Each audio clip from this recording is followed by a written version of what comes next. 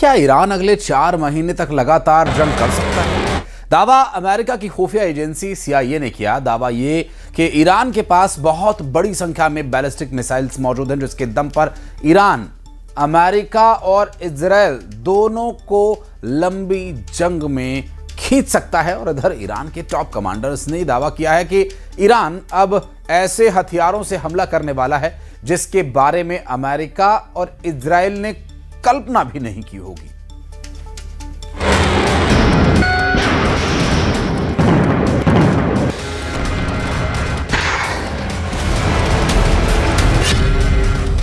दस दिनों में खोलो हॉर्मुज, 4 महीने जंग को तैयार ईरान।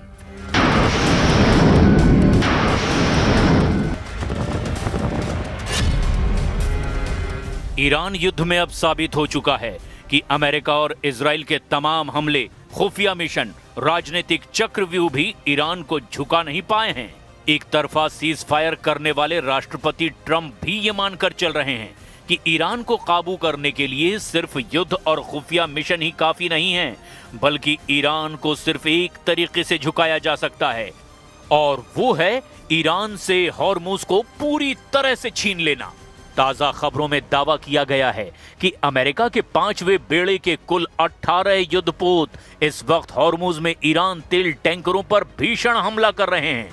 ताजे हमले में अमेरिका के फाइटर जेट ने ईरान के 2 तेल टैंकरों को तबाह कर डाला, जिसके बाद ईरान ने भी अमेरिकी जहाजों पर हमले कर दिए। एक अमेरिकी विध्वंसक युद्धपोत को ईरान की सेना ने खदेड़ने का दावा किया। उधर अमेरिका की एजेंसी CIA ने बहुत बड़ा दावा करते हुए रिपोर्ट जारी की, जिसमें यह दावा किया गया कि अगर अमेरिका और इजराइल मिलकर भी हॉर्मुज को किसी तरह से ईरान से छीन लेते हैं, तब भी ईरान लगभग 4 महीने तक सीधी जंग अमेरिका और इजराइल के साथ एक साथ कर सकता है। इस दावे को इसीलिए भी सच माना जा सकता है क्योंकि ईरान के सैन्य प्रवक्ता ब्रिगेडियर जनरल मोहम्मद अकरामिनिया ने दावा किया कि अगर ईरान पर अब सीधा बड़ा हमला हुआ तो ईरान ऐसे गुप्त और घातक हथियारों से हमला करेगा जिसका अंदाजा अमेरिका और इजराइल को रत्ती भर भी नहीं है। इधर एक चौंकाने वाली खबर इराक से आ रही है, जिसके बारे में दावा किया जा रहा है कि इजराइल ने पश्चिमी इराक में एक गुप्त सैन्य अड्डा बना लिया है जहां से ईरान पर हमले किए जा रहे हैं। हम सबसे पहले आपको दिखाते हैं कि अमेरिका और इजराइल बार बार ईरान को वक्त आखिर क्यों दे रहे हैं और सीधी बड़ी जंग से क्यों कतरा रहे हैं।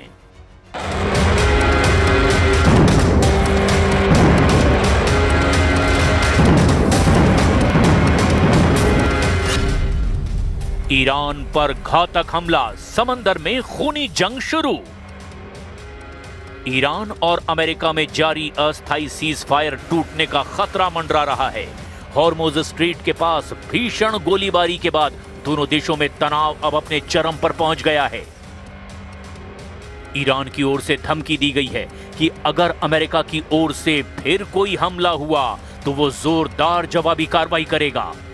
ईरान के इस्लामिक रिवॉल्यूशनरी गार्ड कॉर्प्स यानी कि IRGC ने अमेरिकी जहाजों के साथ साथ अब पश्चिम एशिया में अमेरिका के सैन्य ठिकानों पर हमले की धमकी दे दी है। IRGC की ओर से 9 मई को जारी बयान में चेतावनी दी गई कि अमेरिका की ओर से ईरानी टैंकरों पर हमला साफ तौर पर सीज फायर का उल्लंघन है। अमेरिकी नेवी ने फिर ऐसा कदम उठाया तो पश्चिम एशिया में अमेरिकी ठिकानों और जहाजों को निशाना बनाया जाएगा। इसके लिए ईरानी मिसाइलें पूरी तरह से तैयार है। ओमान की खाड़ी में अमेरिका के 2 ईरानी टैंकरों पर हमले के बाद IRGC की ये चेतावनी आई है। ईरानी विदेश मंत्री अब्बास अरागची ने कहा कि फारस की खाड़ी में अमेरिकी सेना की कार्रवाई से उसके इरादों पर संदेह पैदा होता है। ईरान पर घातक हमला, समंदर में खूनी जंग शुरू। ये चेतावनी फारस की खाड़ी में तेहरान और वॉशिंगटन के बीच बढ़ते तनाव के बीच दी गई है।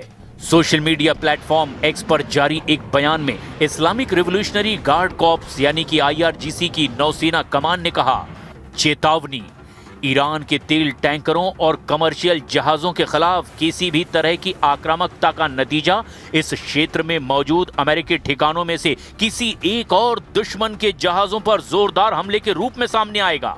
इसके तुरंत बाद IRGC की एरोस्पेस फोर्स ने दावा कर दिया कि ईरानी मिसाइलें और ड्रोन पहले से ही इस क्षेत्र में अमेरिकी सैन्य ठिकानों और नौसैनिक जहाजों को निशाना बना रहे हैं। पोस्ट में कहा गया, IRGC एरोस्पेस फोर्स की मिसाइलों और ड्रोन ने इस क्षेत्र में मौजूद अमेरिकी ठिकानों और दुश्मन के हमलावर जहाजों को लॉक कर दिया है। हम फायर करने के आदेश का इंतजार कर रहे हैं। सेंटकॉम के मुताबिक खाली टैंकरों को ईरानी बंदरगाहों तक पहुंचने से रोक दिया गया है। सेंटकॉम ने बताया कि 13 अप्रैल से अब तक अमेरिकी बलों ने ईरान के 4 जहाजों को तबाह किया है और नाकाबंदी के इस दौर में 58 वाणिज्यिक जहाजों का रास्ता बदल दिया गया है। अमेरिकी राष्ट्रपति डोनाल्ड ट्रंप ने भी पुष्टि की कि हॉर्मुज से गुजरते समय अमेरिकी नौसेना के 3 विध्वंसक जहाजों पर हमला हुआ था, लेकिन उन्होंने कहा कि ये जहाज कामयाबी से वहां से गुजर गए। इधर ईरान के सैन्य प्रवक्ता ब्रिगेडियर जनरल मोहम्मद अकरामीनिया ने कहा कि अगर ईरान पर फिर से हमला हुआ तो उसके दुश्मनों को हैरान करने वाले नए हथियारों, तरीकों और युद्ध के नए मैदानों का सामना करना पड़ेगा। امروز هم به دشمن هشدار میدیم که اگر مجددا دست به تجاوزی بزنن و مجددا دچار خطای محاسباتی بشوند که همطور که در گذشته شدن و الان دارن تاوان اون خطاهای گذشته رو در واقع تحمل میکنن و پس میدن.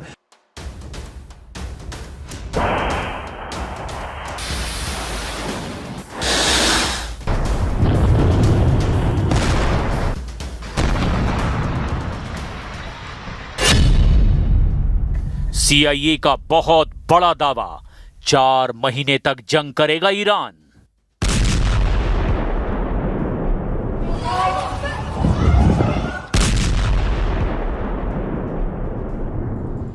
खबर पर यकीन करना तो मुश्किल है, लेकिन अमेरिका की खुफिया एजेंसी CIA का सबसे ताजा और नया दावा यही है कि 39 दिन की खूनी जंग लड़ने के बावजूद ईरान की सैन्य ताकत बेहद मजबूत स्थिति में है। हैरान करने वाली बात तो ये है कि राष्ट्रपति ट्रंप दावा कर चुके हैं कि अमेरिका और इजराइल के हमले में ईरान की नौसेना 90% तक तबाह हो चुकी है, उसकी एयरफोर्स 95% तक बर्बाद हो चुकी है, उसकी मिसाइल और ड्रोन क्षमताएं 60 से 70% तक कम हो चुकी है। लेकिन इसके बावजूद अमेरिका की खुफिया एजेंसी CIA की ताजा रिपोर्ट में दावा किया गया कि ईरान को कमजोर समझना बहुत बड़ी भूल होगी।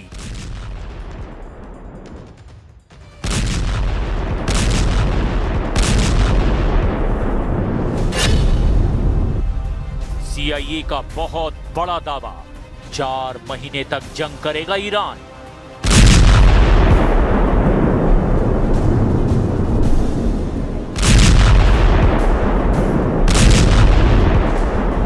CIA की रिपोर्ट। अमेरिकी खुफिया एजेंसी CIA ने ईरान को लेकर एक महत्वपूर्ण रिपोर्ट जारी की है। रिपोर्ट में कहा गया कि यदि अमेरिका ईरान के प्रमुख बंदरगाहों की पूर्ण समुद्री नाकाबंदी भी कर देता है तो भी ईरान की अर्थव्यवस्था पर तुरंत कोई बड़ा संकट नहीं आएगा। CIA के आकलन के मुताबिक ईरान की अर्थव्यवस्था कम से कम 4 महीने यानी कि लगभग 120 दिन तक बिना किसी बड़े बाहरी दबाव या अस्थिरता के टिकी रह सकती है। ईरान के पास तेल और जरूरी चीजों के गुप्त भंडार हैं जो उसे बाहरी आपूर्ति कटने पर भी 90 से 120 दिनों तक बचाए रख सकते हैं। समुद्री नाकेबंदी के बावजूद ईरान जमीनी रास्तों जैसे कि ट्रक और रेल नेटवर्क के जरिए पड़ोसी देशों से व्यापार जारी रखने में कामयाब रहा है। ईरान की बैलिस्टिक मिसाइल क्षमता काफी हद तक सुरक्षित है। ईरान ने अपने भूमिगत मिसाइल अड्डों और स्टोरेज सुविधाओं को फिर से मरम्मत करके संचालित कर लिया है। माना जा रहा है कि उसके पास अभी भी 2500 से ज्यादा मिसाइलें और हजारों ड्रोन मौजूद है। रिपोर्ट के मुताबिक अगर अमेरिका ये सोच रहा था कि नाकेबंदी से ईरान कुछ ही हफ्तों में घुटने टेक देगा तो वो गलत था। CIA का मानना है कि ईरान का नेतृत्व अमेरिकी राजनीतिक इच्छा शक्ति के टूटने का इंतजार कर रहा है, क्योंकि अमेरिका में ये युद्ध घरेलू स्तर पर काफी अलोकप्रिय हो रहा है। हालांकि नाकेबंदी से ईरान की अर्थव्यवस्था को नुकसान जरूर हो रहा है, लेकिन ये सिस्टम कोलैप्स यानी कि पूरी तरह से अर्थव्यवस्था चरमराने की स्थिति से अभी कम से कम 4 महीने दूर है। इस रिपोर्ट के लीक होने के बाद व्हाइट हाउस में हड़कंप मच गया है। ट्रंप प्रशासन के कुछ अधिकारी इस रिपोर्ट को झूठा बता रहे हैं और दावा कर रहे हैं कि ईरान पहले ही हार चुका है। और इस रिपोर्ट के सामने आने के बाद अमेरिकी राष्ट्रपति डोनाल्ड ट्रंप और इजरायली प्रधानमंत्री बेंजामिन नेतन्याहू भी हैरान बताए जा रहे हैं। और पुतिन ने जेलेंस्की से मुलाकात के संकेत दिए हैं। उन्होंने कहा कि यूक्रेन युद्ध खत्म होने की कगार पर है और उस बीच यूक्रेन ने रूस पर दूसरा बड़ा ड्रोन अटैक कर दिया। दावा है कि रूस ने 300 से ज्यादा ड्रोन से हमला किया है और रूस का दावा है कि यूक्रेन ने 9000 से ज्यादा बार सीज फायर तोड़ा।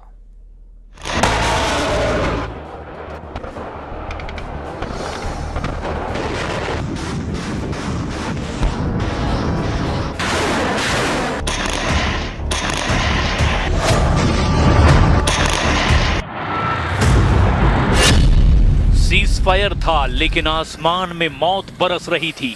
पुतिन शांति की बात कर रहे थे लेकिन यूक्रेन पर ड्रोन की सबसे बड़ी बारिश हो रही थी।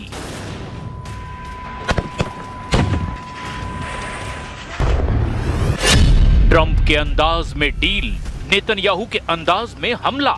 क्या पुतिन अब सिर्फ युद्ध नहीं हाइब्रिड वॉर लड़ रहे हैं? क्या जेलेंस्की को मनोवैज्ञानिक दबाव मिलाकर सरेंडर करवाने का गेम शुरू हो चुका है? क्या कीव अब अगला गाजा बनने जा रहा है?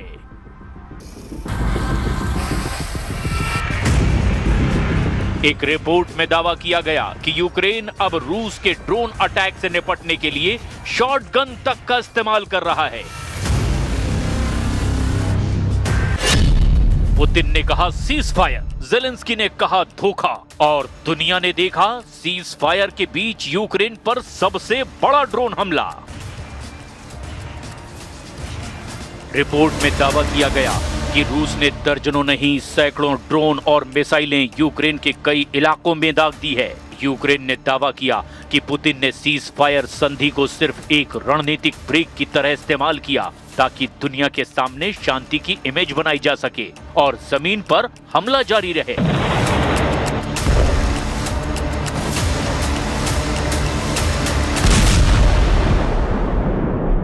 Пообещали помощь и начали раскручивать противостояние с Россией, которое продолжается до сих пор. Я думаю, что дело идет к завершению.